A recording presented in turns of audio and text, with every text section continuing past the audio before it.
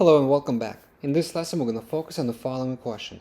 How do human activities that affect water, air, and land impact ecosystems? Lesson objective. Students will watch a video about human activity at Lake Natron and Lake Magadi.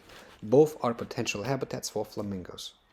Over the next several lessons, you will read about a habitat for flamingos and some of the decisions the town near the habitat are making. You will have to form an opinion about the best decision for the town to make. You will do the following. 1. Read about the flamingos. 2. Compare two habitats. 3. Think about the potential impact of human actions on the habitat, which you currently are. 4. Prepare to debate. 5. Engage in a debate. And 6. Write an argumentative essay about the topic. Today you will be finding out more about the lake that Flora and Uncle Willie mentioned as a terrible memory in that dialect of the flamingos.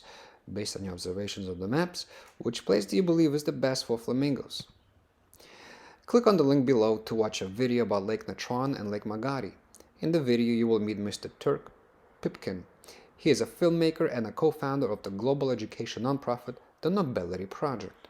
He is often in East Africa coordinating construction of schools and conservation projects. He made this video to share information about Lake Magadi and Lake Natron. Click on the link to watch the video.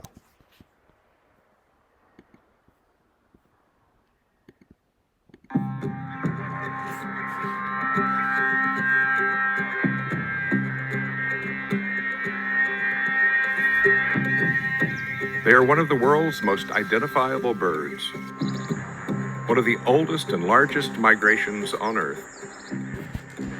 They feed on pink algae at saline lakes throughout the Rift Valley of East Africa, and they are threatened with industrial development that could end their species forever.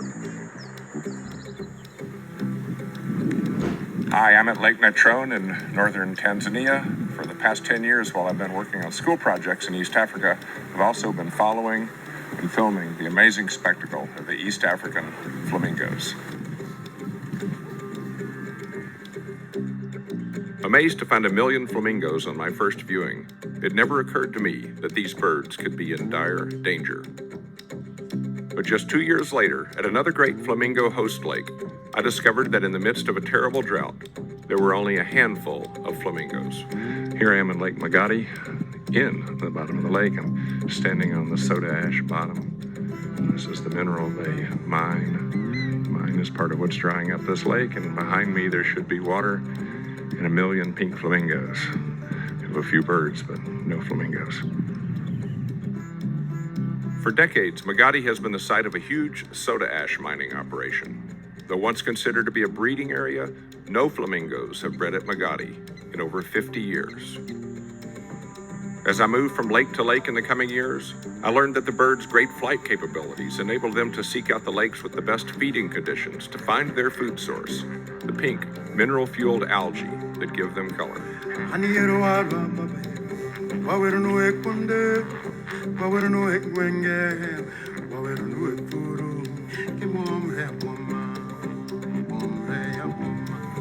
The only real danger left of this great species is here at Lake Natron, the last remaining breeding area available to these birds.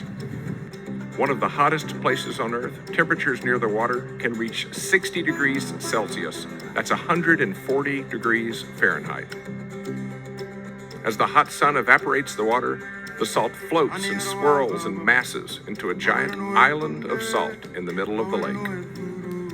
Miles from shore, unseen by tourists or the local Maasai people, the birds build nests out of the salt.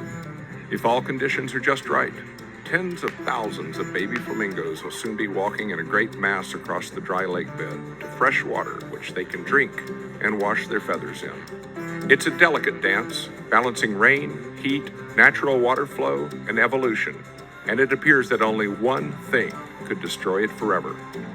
Remember the soda ash plant at Lake Magadi? The government of Tanzania has proposed building a much larger plant at Lake Natron. So what would they use all of this soda ash for? Much of it is used to make glass. Glass is an amazing substance.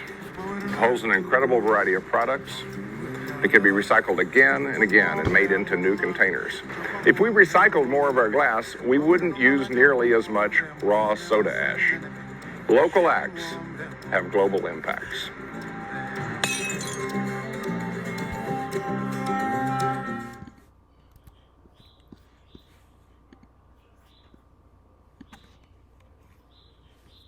Now that you have watched the video, take some time to reflect on what you have learned about the human impact on Lake Magadi and Lake Natron.